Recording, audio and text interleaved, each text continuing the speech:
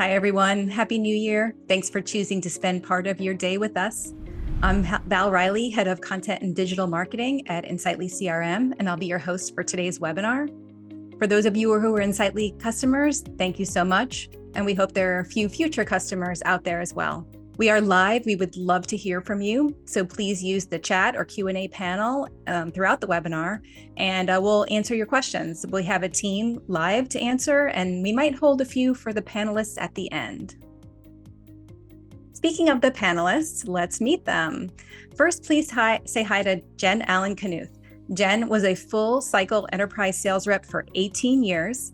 She sold $50 million and more to C-level sales, marketing, and strategy executives while at Corporate Executive Board, Gartner, and Challenger Incorporated. That's the folks behind the Challenger sale. She was chief evangelist at Challenger and also at Lavender.ai. Today, she is a keynote speaker and owner of DemandJen. Welcome, Jen. Please also welcome Chip House. He is responsible for Insightly's marketing, strategy, content, digital, and lead generation as CMO of Insightly. Chip has more than 25 years of experience working with high-growth SaaS companies, and he has led Insightly's marketing team for more than 2 years. We had a poll open, and I'd like to go ahead and reveal those results. Chip, it looks like people are most excited about leaving layoffs in the rearview mirror, which I'm sure we can all breathe a sigh of relief about. Yeah, exactly. Lots of strange things happened in 2023. Interest rates, layoffs, budget cuts for those of us in the GTM space. So if you have something else, please put it in chat that you think is something that really moved the needle last year that you're excited to leave behind. Because today we're talking all about 2024. So let's dive in, everyone.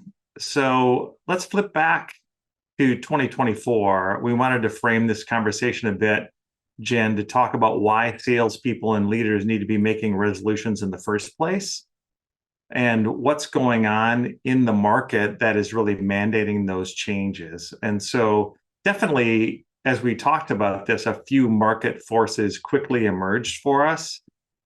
And those of you that have joined live, please feel free to drop any thoughts you have on what we've picked or anything else that you think we may have missed in terms of high-level forces that are kind of moving and changing things for go-to-market teams and salespeople. So the first thing there is related to email deliverability regulations and personalization.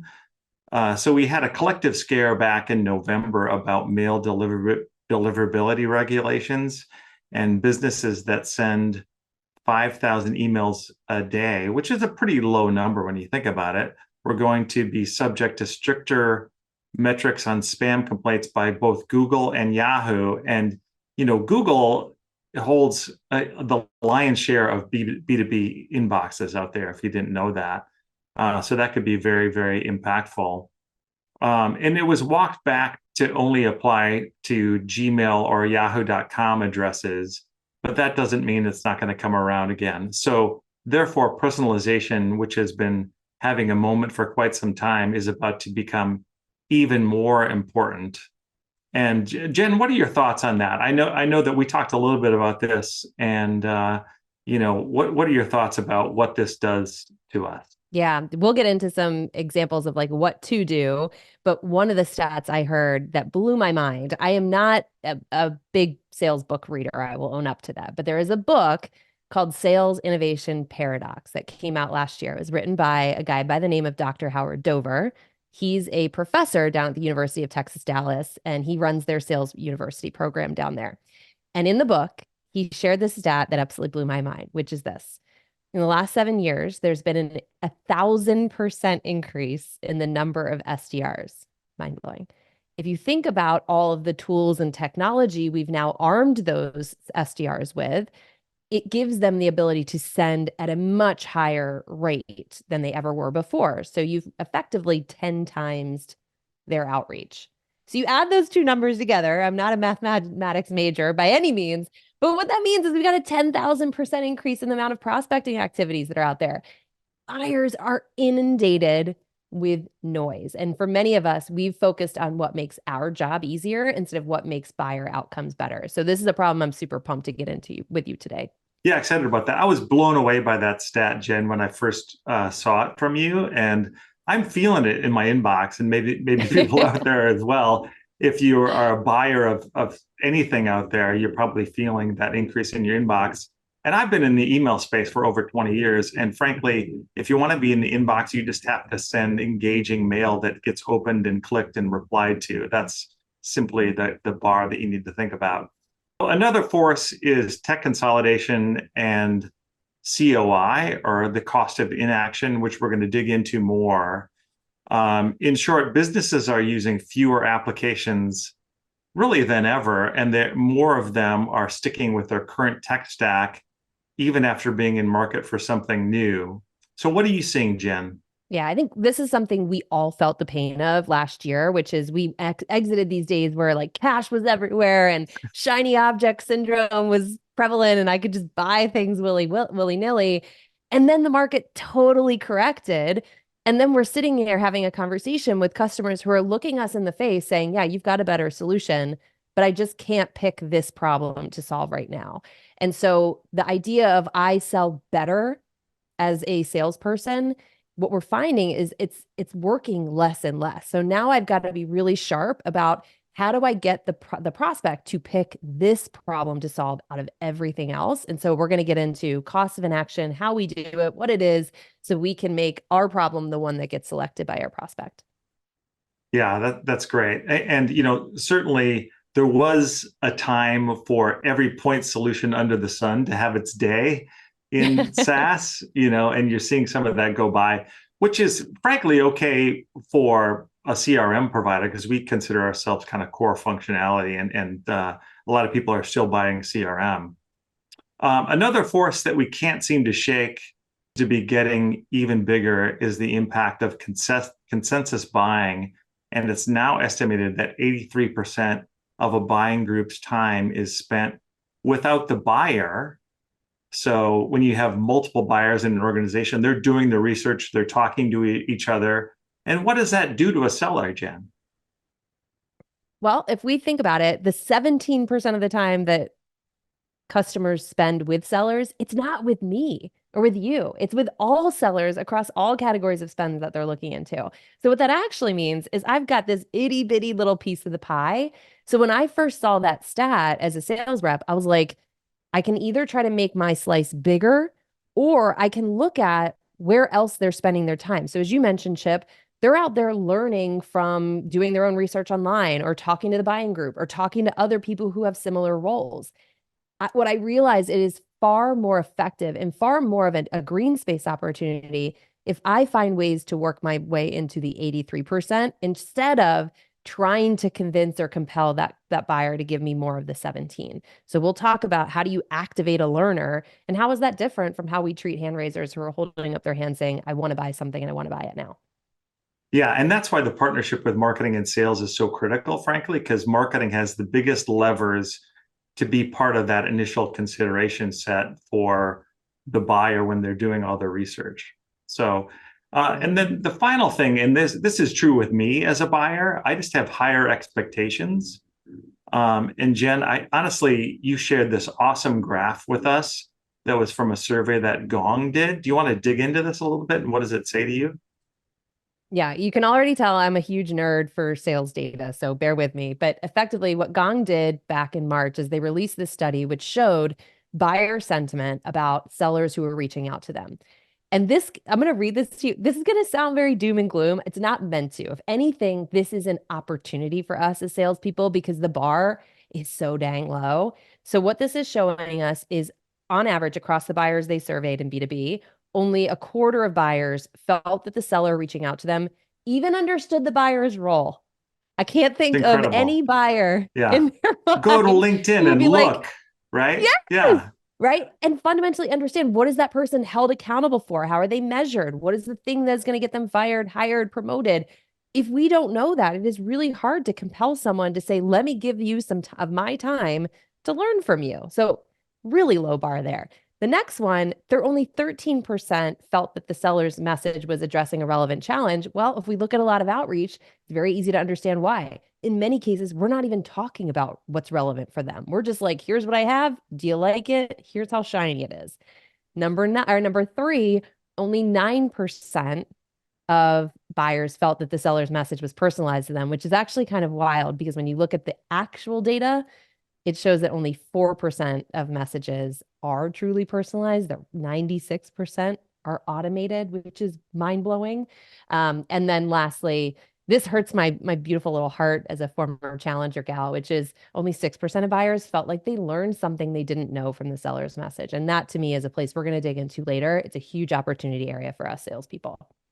Yeah, it really is. I can't remember the last time I learned something from somebody who emailed me. So yeah, I think that kind of meets the bar as well. So, well, let's dig into the resolutions. So given all of these market forces, here are the 5 resolutions that we believe that salespeople, sales leaders need to be making this year. And the first is resolving to learn what's really behind objections from your buyer. The second is to learn to love your personal pipeline report. And the third is resolving to embracing COI, as I mentioned, cost of inaction, and excited about that discussion, Jen. Number 4, learning how to make real email magic. So how do you improve your emails to really work in the inbox? And number 5, finally committing to social selling. And I'm going to talk a bit about that as well with my experiences.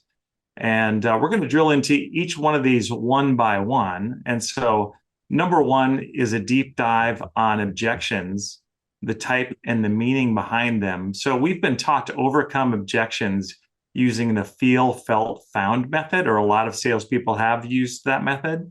And what that means is first empathizing with the customer and showing how you feel. Number 2, you appeal to somebody else's experience and say that other people or companies had a similar problem or felt the same. And then finally, present what other people or companies found. But Jen, you have an interesting take on this because it's not just overcoming the objection. You think that it's maybe better to first understand the objection and drill into that. And Jen, the other thing that I learned from you is you kind of categorize objections as current versus future. So can you dig into both those topics? Yeah. First, let me ask you, Chip, have you ever been felt, founded on a sales call? For sure. Yeah. It doesn't feel icky, right? It's like I'm voicing something that I perceive to be an issue. And then I'm met with, well, I'm sorry you feel that way, but everybody else feels this way. It's all that's doing is it's creating distance, right? So in my opinion, the cringiest sales topic ever is overcoming objections because objections are information. Information is what we need to be able to effectively sell to a prospect. So if I am so focused on trying to get the customer to change their mind, what I'm doing is I'm not actively listening to something that is potentially a significant deal hurdle. So my reframe of how I think about it is I'm not rushing to say, oh, no, don't worry about that. Like your objection is not founded in any sort of reality. What I'm doing is I'm slowing down, I'm taking off my seller hat, and I'm saying, let me first understand it. And to understand it, we have to classify it into one of 2 types of objections. So the first type of objection is what I call a current state objection. Now, the research shows that on average, about 40 to 60% of deals will be lost to no decision. And a big one part of the reason for that is because the customer actually looks at the problem and says, you're right.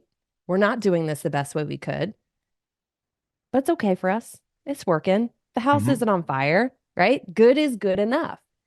And if that is the objection, it does not matter how much I play up our ROI or how much I say this is how great this feature is, because the customer has decided I am okay with good enough. So in order to overcome a current state objection, as we're going to talk about later, I have to actually help that customer determine, is there a cost to their inaction? So current objection is number 1.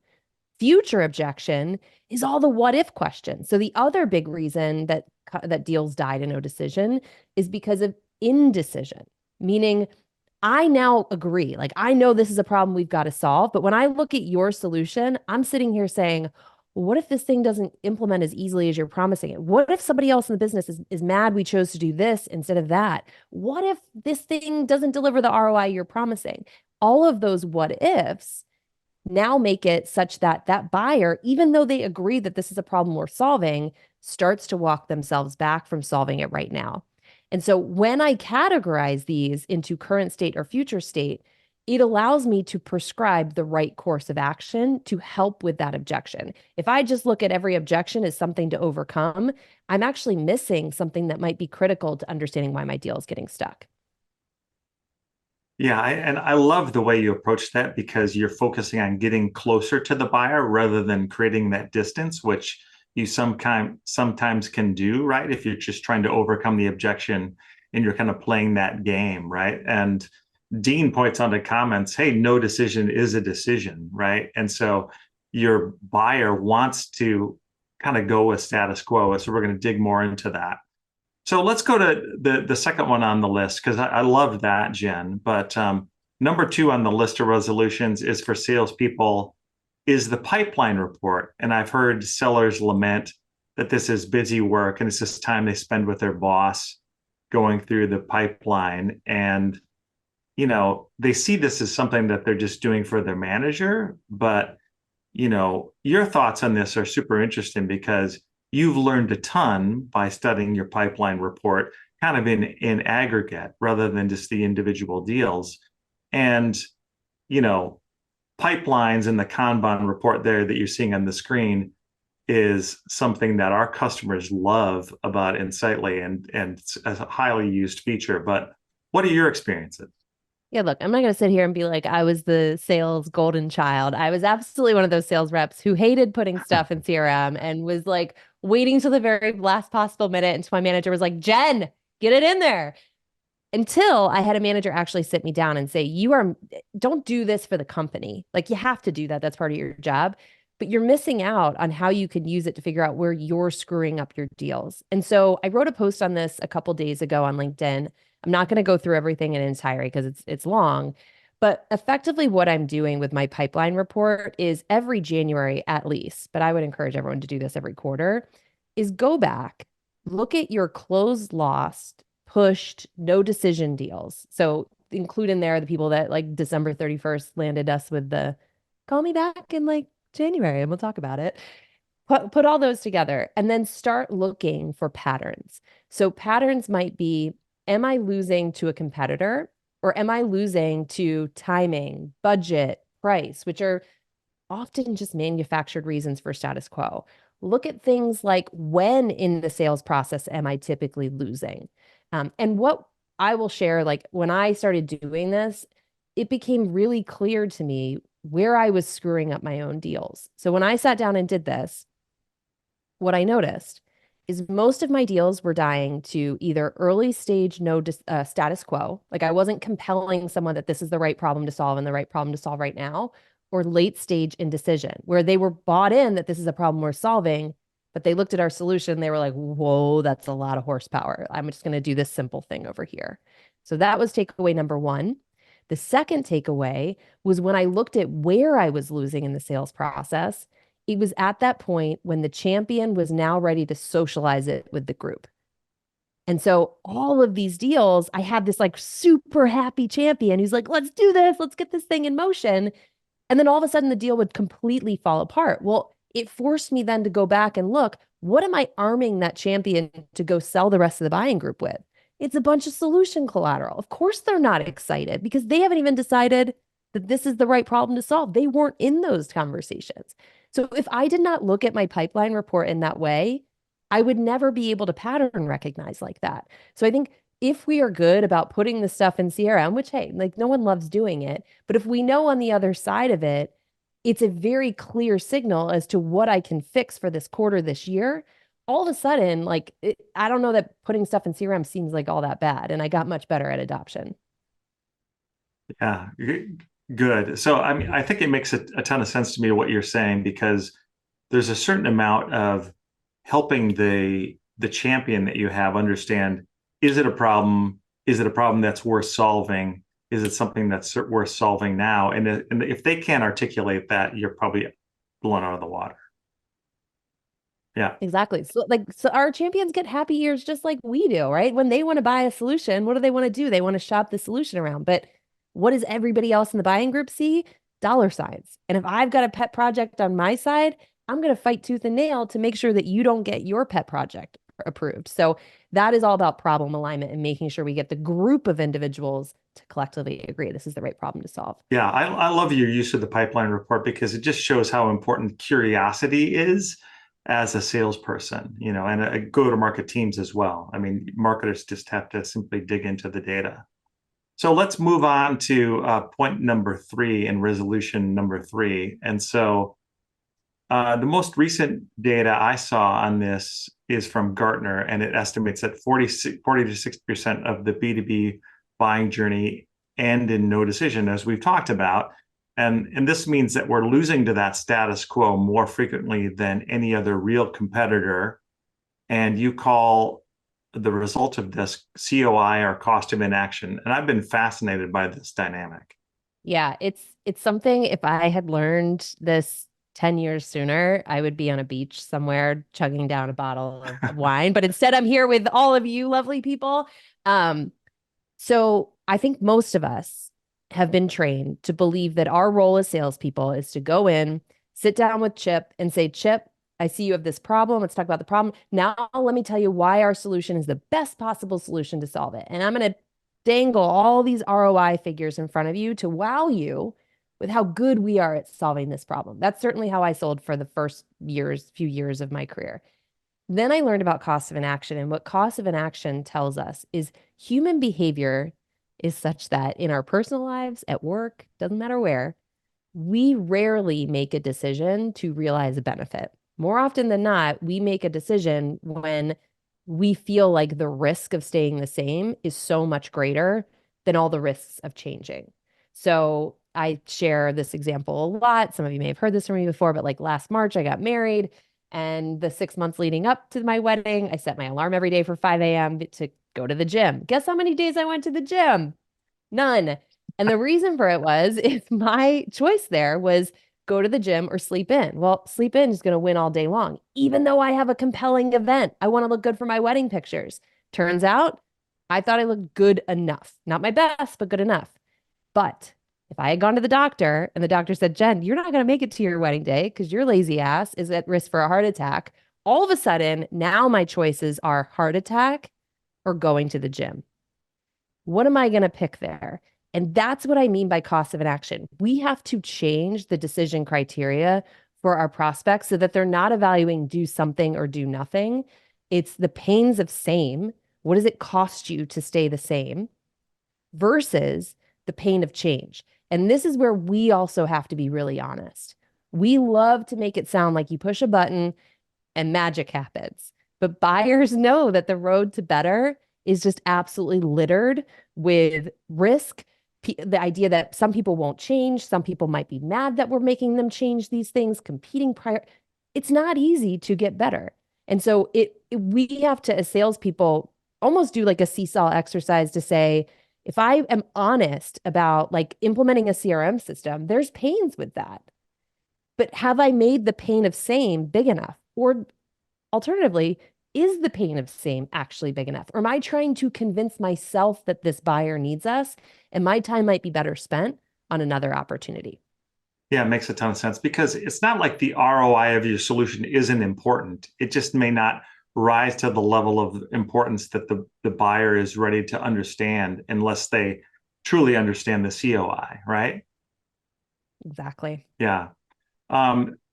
We had a fascinating guest on Closing Time, Dale Harrison, that talked about really digging into the risk that's in the buyer's head, right? And he talks about the chance that you're going to win a deal and then looking at it through a risk-adjusted lens, right? So what's your risk-adjusted chance of winning a deal?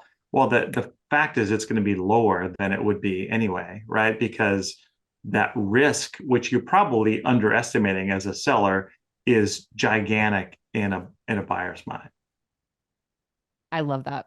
So, okay, well, let's move on to the next resolution, Jen. This is great stuff, by the way. I'm loving it.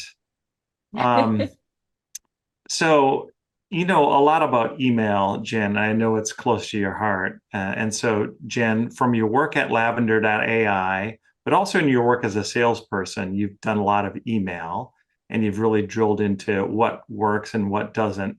So, let's talk about emails that really work. And you have an attention span, and we already talked about sort of the guards that the buyer has up. So, because as we discussed earlier, the regulations are changing, and it's going to be a wake up call for a lot of businesses. So, drill into this. I really love this idea here. So I've had people come up to me and be like, the amount of fire you have for talking about cold email would make me believe you're an SDR. Like, why are you so obsessed with cold email? But it's because my belief, and again, another thing I wish I learned sooner in sales, is that how you open a deal dictates how easy it will be to close it. So before we get into this email, let me play out what I mean by that. If I send an email to a prospect and I'm like, hey, we got the best CRM in the world and all these companies use it, and here's the ROI they get, and do you want to see it? That buyer shows up to that first call saying, all right, let's see what you got. But I, following my sales process, I'm like, no, no, no, not yet. First, I need to ask you 100 discovery questions. And all of a sudden, we've created this awful friction. And it's one of the reasons why so many buyers will vote in those studies and say, like, yeah, I want a seller-free experience, because they promise one thing and then they make me do another thing. So how we open a deal dictates how much we are actually going to be able to have an opportunity for discovery and mutual discussion of the problem. So what I used to do, let's say when I was selling Challenger's sales methodology, I would go in and I'd be like, I noticed that you're looking to grow by 10% this year, and Challenger has the best sales training method or sales methodology in the world. And here's the companies that use it. And I thought it might be helpful to talk about how we could use it in your organization. Are you open to spending some time on it? And then I get someone to show up, and I would run my choreography of the first call, and it would be like, all right, so let's do a little discovery. All right, cool. You've got new sellers. You've got people you're trying to sell an expanded bag. All right, cool. Now here's how Challenger's going to help that. And guess what they would do at the end of that call? They'd be like, that sounds cool, but we got a lot of other things going on. We can't afford to have our sellers come off the line. Reason is, I jumped right into solution.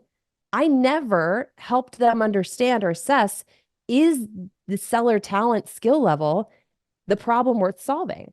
And now I'm in a position, as we talked about before, where I'm like, no, you need to solve this problem because look at all these bad outcomes, but it's too late. I've already lost that prospect because now I'm trying to get them to change their mind. And anybody who's ever been in a sales cycle before knows the hardest freaking thing about selling is someone who's already said no, getting them to switch around and say yes, because it involves them saying, you know what, you're right, I was wrong. And it's just not human nature.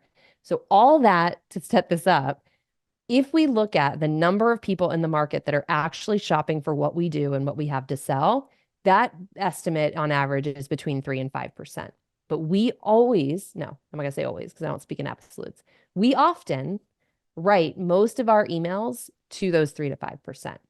Now, I'm not saying you cannot ever send an email about a solution that you offer. If you have intent signals and, insider information that this company is looking at buying a new CRM, like, get them on the phone. That's fine.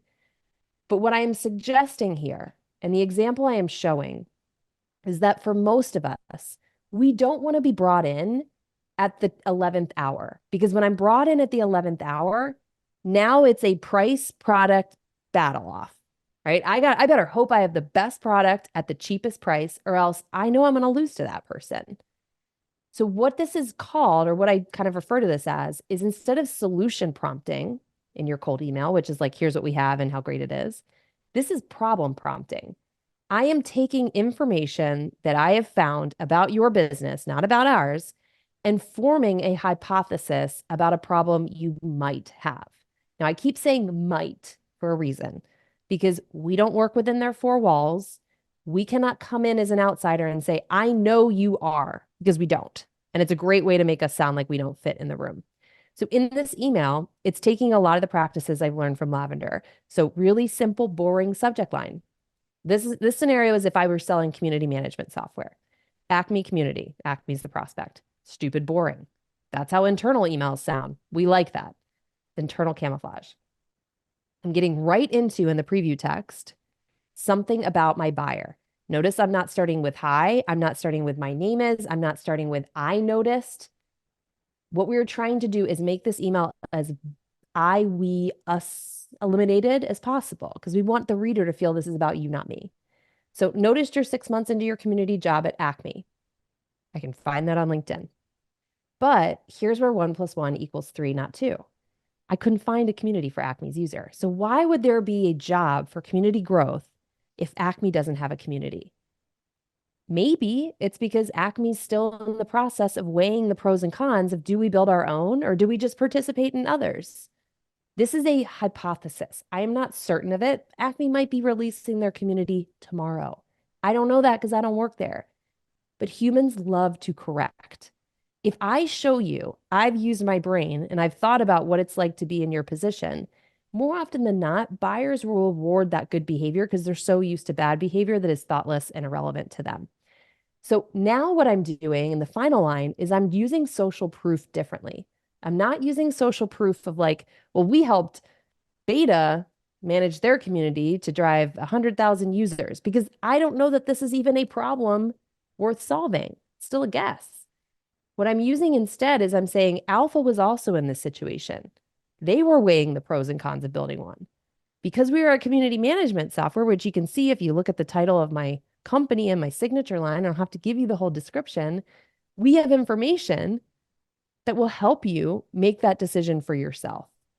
So what I'm doing here is I'm not referencing software or anything here. I'm simply trying to decide, help that buyer decide, is this the right problem you're looking to solve? And I want you to know that I can play a role in helping you think through that, regardless of what solution you decide. And so we end up becoming more of a problem consultant as opposed to a solution pusher. And if we go back, and then I promise I'll shut up because I know I'm on my high horse right now. If we go back to that 83% stat we talked about, where 83% of the buying group's time is spent without the seller, this is the exact thing that they're looking to learn about. They're probably doing Google searches for like, what's the pros and cons? They're calling up their friends. How did you decide it was worth the investment to build a community? If we can add to that learning, all of a sudden we're creating pull instead of trying to push. What I love about this, Jen, is all of these things like bring you closer to the buyer. You know, you're kind of striking the inquisitive tone versus, hey, I know, because my ears, my eyes shut as a buyer when you tell me that you know my situation better than I do, right? Versus, you know, this friendly hypothesis. Now maybe I'm going to engage with you because you feel like a consultant. Amazing. I just muted myself because Muggsy wanted to bark. So I just... Hey, Chip and Jen. Oh, Muggsy. We had a question. Someone said, well, now sometimes systems will label emails external. So maybe you can't hide under those boring subject lines. Any thoughts there, Jen? Yeah, we're not trying to be misleading, to be fair. I'm glad you asked the question because it's an important point of clarification. All we're trying to do is mirror how the executive writes emails. So if I write a subject line and I'm like 10 times ROI and up to 10,000 community users, I don't even have to open that email to know that that is an email from a sales rep. So it's not about being sneaky, because you're right. Most of them have that banner up front that's like external. It's just showing like how you write is often a movie trailer to how you talk. And if I am talking all about our solution and using really salesy terms, that buyer probably thinks that's exactly how Jen's going to show up at my call. Versus if I'm mirroring the way that they typically tend to write and communicate. Like I had a manager who I never once saw send an email that was longer than 2 sentences. And that was a great sign for me, because I'm like, I can't send a 5-paragraph email to him. He's never going to read it. It's the same thing with cold emails. I love this, Jen. Great tip. Number 4, people write it down.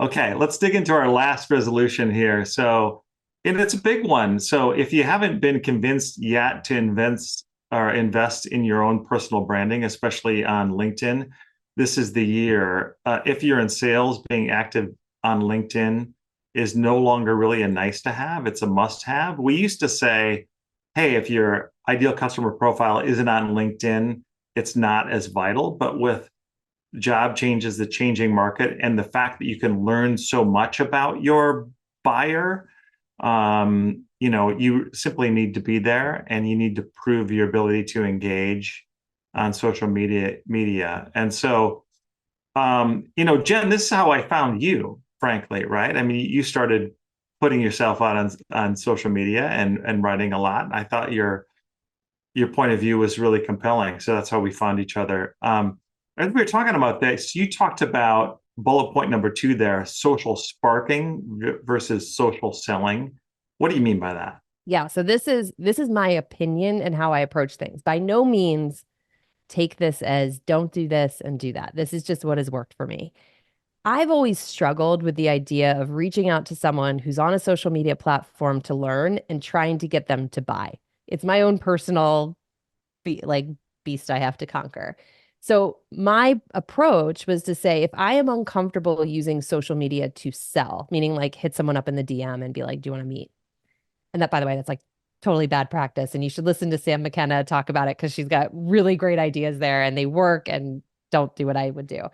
My approach was different in the sense that I like the idea of social sparking, meaning I am trying to spark my ideal customer with a problem and my understanding of a problem. So if you look at my posts, when I first started posting, it was garbage. I was just like, here's a research report and here's a data point, because I was too scared of someone being like, your opinion is wrong.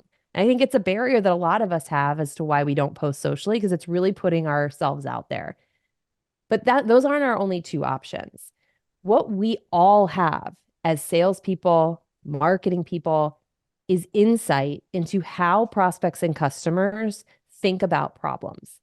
We often undervalue how much that insight is helpful to other buyers.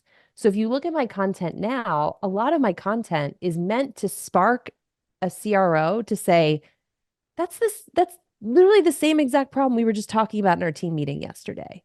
So if I want to earn the right to get in with a C-level executive, I don't do that by posting, here's our product and how great it is. Now I sound like a sales rep. I earn the right by saying, like, you'll see me post about status quo, losses to status quo. And as a result, even when I had my own bag as an AE, I was getting tons of leads coming in for other people because the CRO, who never once, by the way, commented, liked anything, I didn't even know they were following me, reached out in DM and said, you know what, the way you just explained that problem is exactly why we missed our target last quarter. Can you come in and talk to us about it? I'm not sure yet we want to look at a solution for it, but will you come in and talk? And I will take those meetings all day, every day, because that's a learner. That's someone who does not already decided what they think they need, how much they think they should pay for it. That is someone who is still figuring that stuff out. So I can now shape demand in my favor through the course of those conversations. Any supplier who comes in after me is going to have to unwind that. And as we talked about, that's hard. So that's how I got the nickname DemandJen, because I think we can build demand without wholly relying on marketing. I think as sellers, we have to enter in 24 thinking anything I get from marketing is amazing, but I'm not going to rely independently on that. I'm going to build some of my own too. Yeah, and relative to social, right? I mean, the brand account is only going to get so much reach versus individual accounts. The way that the LinkedIn algorithm works, you're going to have huge potential reach, especially if you're focusing on teaching and showing your expertise and engaging those learners. A great question here from Travis that actually I don't know the answer to. He asked, how helpful is it to get your LinkedIn account verified? Jen, do you have an opinion on that? It's relatively new. Yeah, I did it because I'm a sucker. I don't think there's any like lift to it. Here's what I will say. I think it's helpful from an optics perspective. I think we've all seen these like fake AI generated profiles that are not real people.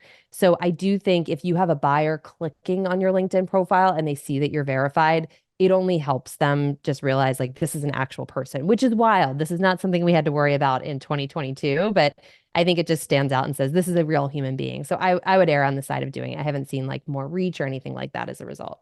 Yeah, I mean, if you have somebody that's trying to connect to you and they have their shirt off and they have six-pack abs, it's probably not a real person. It's probably AI generated, right? So, I mean, who would use that as a professional photo? Anyway, so, the The other bullet that I wanted to talk about here, because I've lived this, and one habit that I started this year is time blocking. And I got that idea from a guest that we had on Closing Time, our podcast.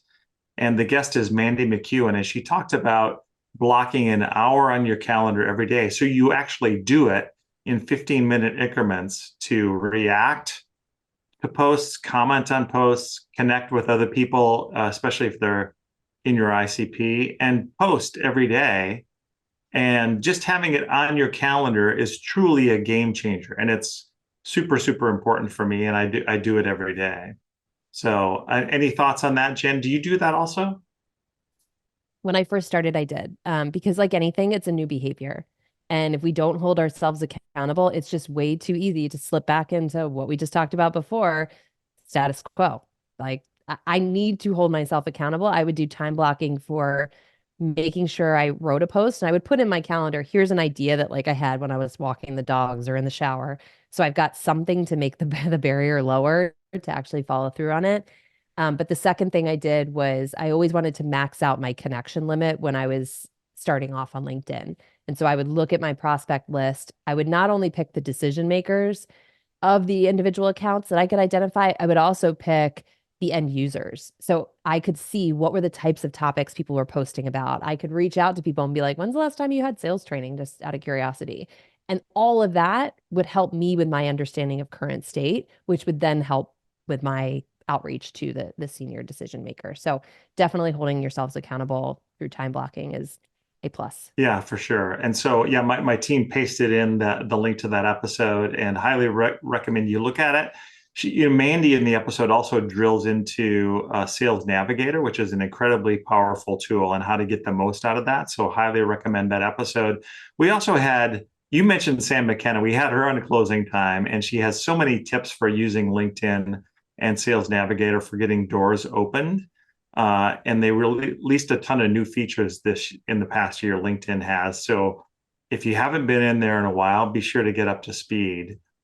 So the other area that we're leaning into actually is job changers. We know from our research that about 30% of our demo requests for our software come from customer referrals and former customers. And so we're leaning into leveraging data on former buyers to try to follow them. If they left their company and they were a happy Insightly user, let's go find them at their next company and use them for outbound. And the engagement that our sales team is getting on that outbound outreach is just amazing. Just very high open rates, high reply rates. And we leverage Champify, which is a software vendor, to help us do that kind of at scale.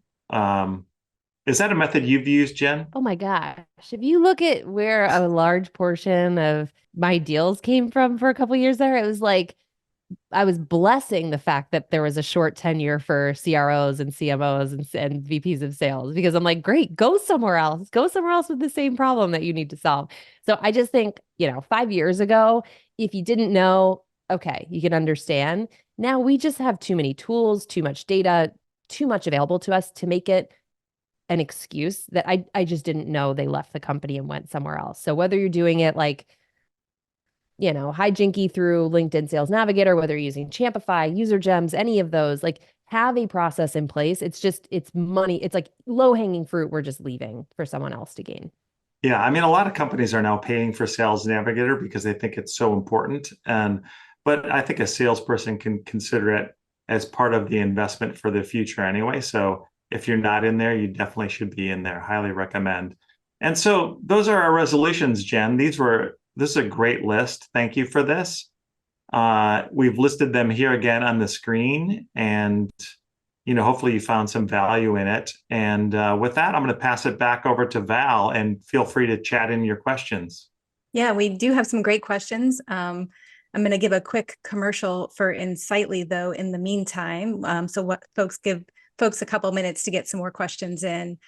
So you've heard us talk about Insightly today. It's a modern, scalable CRM that teams love. We hear it's very easy to adopt, super customizable, integrates with every other application you use to run your business. Best of all, we hear from customers that they're up and running within weeks and growing their revenue about 3x in year one.